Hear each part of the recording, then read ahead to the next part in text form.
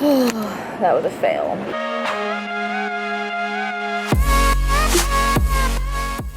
Good morning, guys. Today is Sunday, June 5th, and I have Abby here. Hi, guys. She just picked me up from the airport. I met Abby for the first time a couple months back in Sacramento when I last went, and she had her first photo shoot there with the Pardomas, and she did a really good job, and she was kind of nervous, but now she started YouTubing and putting herself out there more often, and now she's picking me up from the airport and coming to help out at this Pardomas workshop, which is really cool.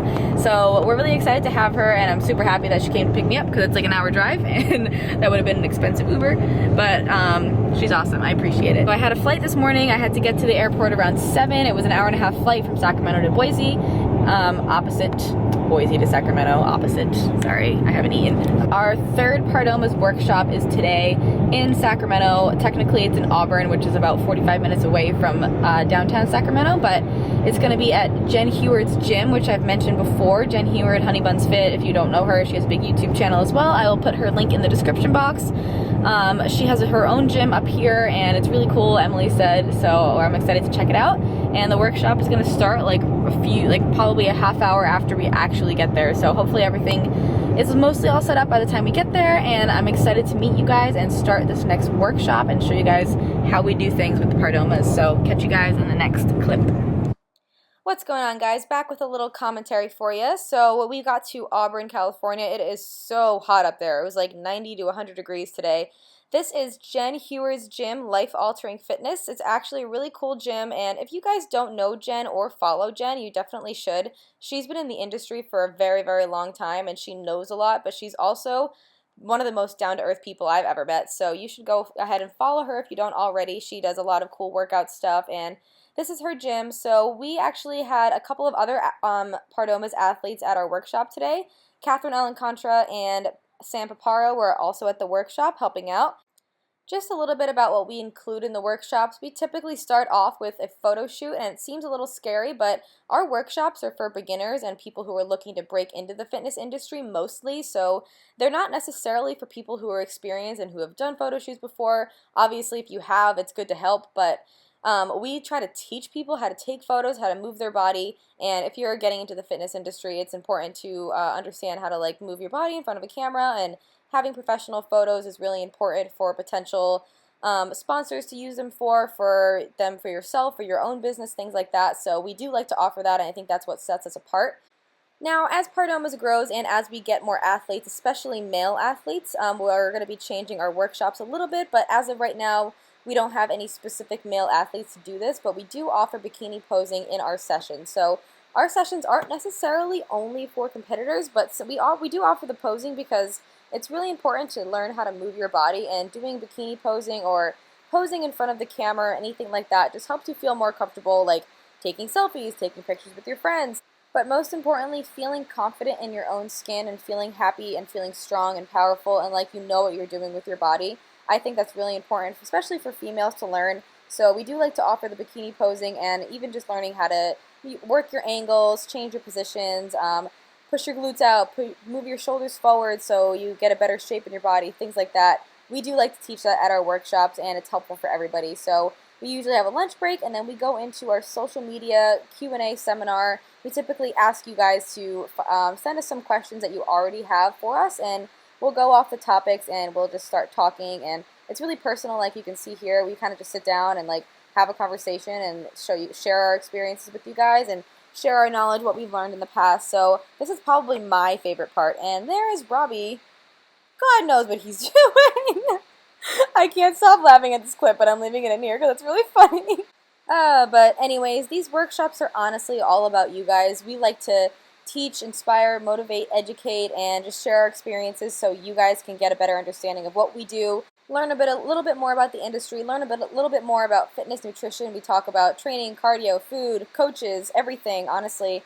It's really awesome, and every single time I do a workshop, I get so happy to do it, and everybody leaves really, really happy and excited to learn more and to take what they learned and implement it into their real life. So if you guys are interested in signing up for a Pardomas workshop, go to pardomasathletes.com. There are plenty of workshops the rest of the year, and go ahead and check for one near you. And we'd absolutely love to have you there. So I'm going to end this clip here. I'm going to go into a Q&A I did with Emily, so see you guys in the next clip. Didn't film much today because we were doing the workshop today, which went really, really well. We just showed you some footage from that, but we're gonna end the day with a little quick Q&A from Emily, Hayden, and I. So we're gonna open up Snapchat quick and answer a couple questions. American Airlines Flight 1485 to Phoenix remains you first class. And I also wanted to say thank you because you've given me the courage to do my first powerlifting meet in September. What was your question? I didn't hear the question. Oh, you can't replay it. Darn it. All I heard was you've given me the courage. I know. I heard the last part. That's okay. Aw, That was sorry. cute. That was really cute though. Oh, thank you for sending me this. Wow. That looks amazing. What is that? 3.5 cups. Is that yogurt? When are you girls coming to Columbus? Aw, next year's love Arnold. that. That's cute. It was cute. Okay, question. Go ahead. That is not a question. You're making dumplings. Okay. Not a question. And wine. What's your best advice for somebody who's going to start a career on YouTube? Good one. That's a lot of good questions. That's a good question. Yeah. Thank you for the guy question. We appreciate that a lot. What's going on? We'll wait for this woman to stop talking. You're ruining our YouTube video, lady. Trying to answer questions. Okay, so someone who's interested in starting a YouTube channel and starting a career on YouTube, I would recommend to not put all your eggs in one basket to start off. She's got to learn. For someone who's looking to start a career on YouTube, I would say don't put all your eggs in one basket at once. However, be as consistent as humanly possible. Post videos like you have 1 million subscribers. Post a lot of videos. Don't think that your life is boring because it's not. You have something to offer that no one else does. And what else? Even if you can't post a bunch of times per week, just work with what you have right now and you'll grow. As you get more time to post more often, but just do the best with what you have right now and you'll slowly grow and slowly get more into it and feel more comfortable with it and be more efficient in it and then be able to do the more videos per week. I agree. And watch other people who have big YouTube channels and watch how they edit and watch what they post and try to replicate it but make it your own. Yeah, just like she said, watch it and get ideas from it, but make it your own. And when you're watching it, actually look for what they're doing with editing, like when they transition or, you know, how they do like captions. I think one of our friends, Marie, she's like the queen of captions. Oh my God, I love watching her videos. Keeps you so I'm engaged. You're so interested. Yeah, it keeps you engaged the whole time, so you watch through the whole video. Thank you for the question. That was a good one. I'm in my first prep and I just wanted some tips on fasted cardio and how to get through it and how not to be super bored and hungry during it. Tips on how to not be bored during cardio. Watch our YouTube. So true. And like and subscribe. Serious. I actually don't watch YouTube during my cardio ever. No way. I really like listening to music, so I find a good playlist. I like Fit Radio app, and that's a good one. Yeah, it's paid, but it's like a really good playlist. They have a ton of good playlists. But yeah, watch YouTube videos and fasted cardio. It's definitely tough to get through. It's not totally necessary, but I know your coach probably is having you do it. Yeah. There's no studies to prove that fasted cardio is better than fed cardio. There's no science behind it.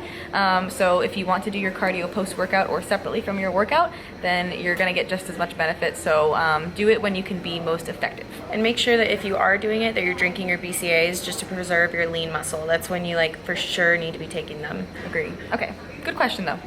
At what point in your career do you think you'll switch over to powerlifting versus physique competitions and Dang, whatnot? bro. Wow, Wow. what was that?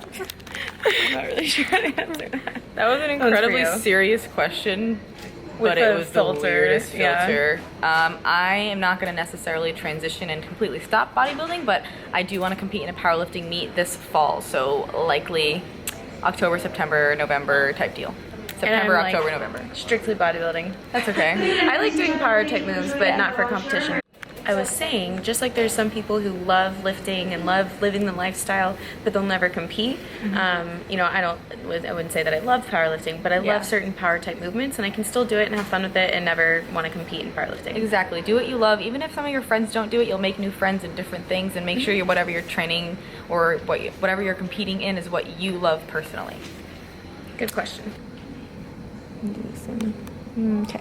Amanda and Emily, who or what is your guys' inspiration or motivation? Because you guys are one of mine. Aww. I knew the answer to this question immediately because she's sitting right next to me. Oh, what? She had no idea I was going to say that. I have a best friend who motivates me every single day, and a lot of my friends make me just want to be a better person. So honestly, Emily Hayden is my motivation. Aw, I love you.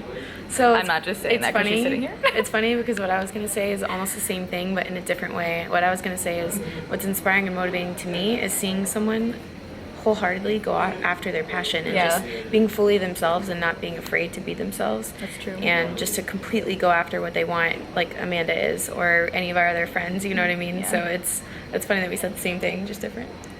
It's pretty cute.